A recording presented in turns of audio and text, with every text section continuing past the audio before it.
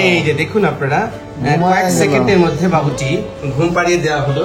আপনি আল্লাহকে ডাকুন, মহান সৃষ্টিকর্তাকে স্মরণ করুন। হ্যাঁ, এই যে মায়েদের মুখে, এই যে বাবাদের চোখে যে কষ্ট ছিল, যে দুঃখের ছাপ ছিল, সেটা ঘুচে গিয়েছে।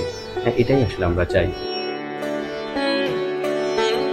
এই যে আজকে আরেকটা সুইট বেবির অপারেশন হবে, এডিনো টনসিলেক্টমি। এই যে দেখুন আপনারা কি সুন্দর ঝুঁটি বেঁধেছে, দেখি তো। এই যে হাসি দিচ্ছে রে, হাসি দিচ্ছে।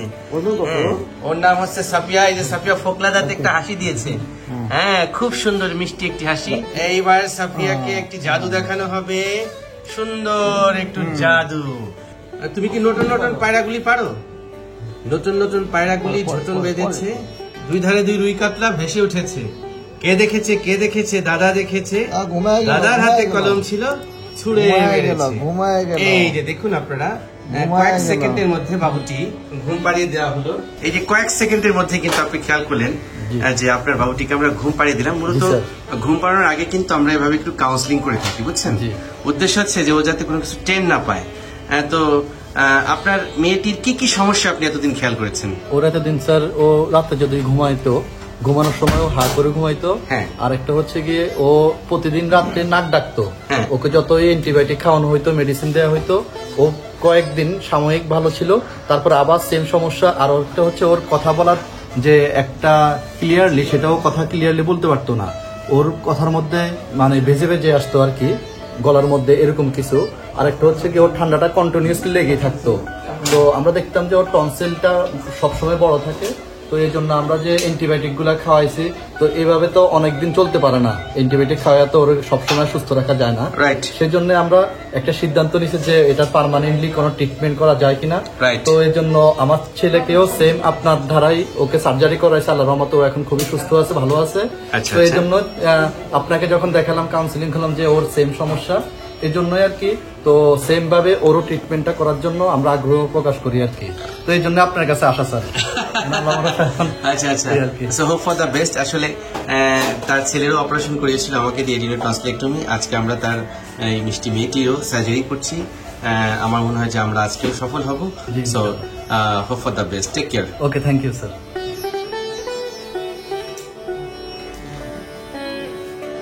তোমার নাম কি মিষ্টি বাবুটি? হ্যাঁ, তাই? আচ্ছা, তাসনিম রহমান। এই যে প্রস্তুত আছে, সুন্দর একটি ঝুঁটি বেঁধে আছে। হ্যাঁ, এত তুমি কোন ক্লাসে পড়ো?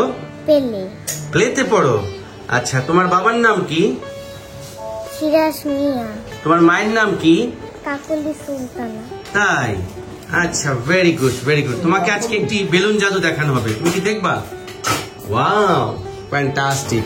আসলে এই মিষ্টি বাবুটির আমরা এখন এই মুহূর্তে একটি মূলত অপারেশন করানোর জন্য অপারেশন থিয়েটারে নিয়ে এসেছি। আর অপারেশনটির নাম হচ্ছে এডিনো টনসিলেক্টমি। আপনি কোনো টেনশন করবেন না বোন, হ্যাঁ? ঠিক আছে। হ্যাঁ, আপনি তো দেখলেন অপারেশন থিয়েটারে নিজে বাস্তবে যে কত সহজ। ও কি কোনো ব্যথা পেয়েছে, কষ্ট পেয়েছে? মুহূর্তের মধ্যে কিন্তু ঘুমিয়ে গেল, তাই না? আচ্ছা, তাহলে আপনি এখন অপেক্ষা করবেন, সৃষ্টিকর্তাকে ডাকবেন। ভরসা করে এখানে আমার আসা এত দূরে।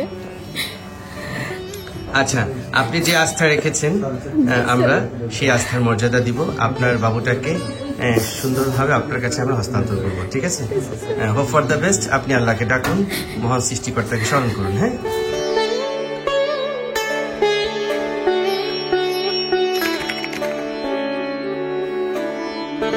সো ভিউয়ার্স, আমরা এইমাত্র সাফিয়া এবং তাসনিম মিষ্টি দুই বাবুর এডিনো টনসিলেক্টমি সার্জারি সম্পন্ন করলাম সফলভাবে। আমরা অপারেশনের পর আসলে কি করি? অপারেশনের পরপরই কিন্তু আমরা পেশেন্টদেরকে কেবিনে শিফট করি না। প্রথমে হচ্ছে অপারেশন থিয়েটারের ভিতরে আমরা কিছুক্ষণ অবজার্ভ করি। অবজারভেশনে যখন দেখি যে সব ঠিক আছে, এরপর পেশেন্টটাকে আমরা আলটিমেটলি পোস্ট অপারেটিভ কেয়ার রুমে আমরা রাখি। এবং এই সময়টাতে কিন্তু আমরা অভিভাবকদের অ্যালাউ করে থাকি, অর্থাৎ এই সময়টিতে বিশেষ করে সন্তানদের মা বাবা যারা থাকেন তারা তার পাশে থাকে। আমি এই মুহূর্তে তাসনিম এবং সাফিয়ার আম্মু তারা আছে তাদের বাচ্চাদের পাশে। হ্যাঁ, সব ঠিকঠাক আছে আপা? জি স্যার, এখন ভালো আছে। ভালো আছে, ঘুমাচ্ছে। আচ্ছা, পোস্ট অপারেটিভ কেয়ার ম্যানেজমেন্টটা কিন্তু এই এডিনো টনসিলেক্টমি সার্জারি বাচ্চাদের জন্য ভেরি ভেরি ইম্পর্টেন্ট। আপনারা খেয়াল করুন, তারা কিন্তু একটি পজিশন মেনটেন করেছে। এই পজিশনটাকে বলা হয় টনসিলার পজিশন। লেফট ল্যাটারাল অথবা রাইট ল্যাটারাল পজিশনে থাকবে, মাথার নিচে বালিশ থাকবে না, একটু ডাউন থাকবে। এই কারণেই যে যদি কোনো কারণে কোনো ব্লিডিং থাকে সেটি যাতে গড়িয়ে পড়ে যায়। তো যদিও আমরা যে পদ্ধতিতে সার্জারি করি এই পদ্ধতিতে ব্লিডিং এর চান্সটা ওইভাবে থাকে না, তারপরও যেটা ইন্টারন্যাশনাল প্রোটোকল স্ট্যান্ডার্ড সেটাই কিন্তু আমরা মেনটেন করি। বাচ্চাদের ক্ষেত্রে হয় কি যে বাচ্চারা অপারেশনের শেষে যখন একটু জ্ঞান ফিরে আসে, মা বাবাকে না দেখলে ভয় পায়, কান্নাকাটি করে। এই কারণেই কিন্তু আমরা একজন অভিভাবককে অবজারভেশন পিরিয়ড থেকে যখন পোস্ট অপে আসে তখন আমরা তাদেরকে রাখি।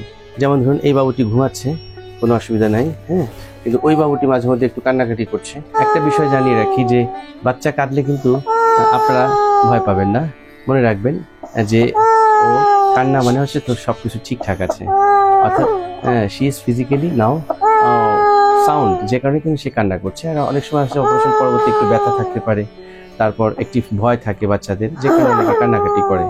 তো তারপর আমরা যে জিনিসটি খেয়াল রাখি, অক্সিজেন স্যাচুরেশনটি দেখি, পালস রেট দেখি, হার্ট রেট দেখি, এগুলো যখন সব ঠিকঠাক থাকে তখন আমরা মনে করি যে রোগীটি নিরাপদে আছে। আসলে আমার এই দৃশ্যগুলো দেখতে ভালো লাগে সবসময়, যখন দেখি যে বাচ্চারা এই যন্ত্রণা থেকে, কষ্ট থেকে মুক্তি পেয়ে মায়ের কোলে আরামে ঘুমায়। এই দৃশ্যগুলো দেখতেও ভালো লাগে। প্রতিটি মা, প্রতিটি অভিভাবক সন্তানকে যখন অপারেশন থিয়েটারে ঢুকায়, তারা আসলে চোখের জল ছেড়ে দেয়, আমার হাত ধরে বলে যে দেখেন স্যার, আমার মেয়েটার দিকে খেয়াল রাখেন।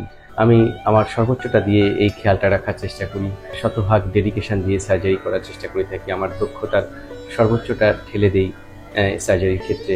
এবং আমি বিশ্বাস করি সৃষ্টিকর্তা সহায় থাকলে সব কিছুই সম্ভব। আজকে আমরা মিষ্টি দুটি বাবুর সফলভাবে এডিনোর টনসিলেক্টমি সার্জারি সম্পন্ন করলাম।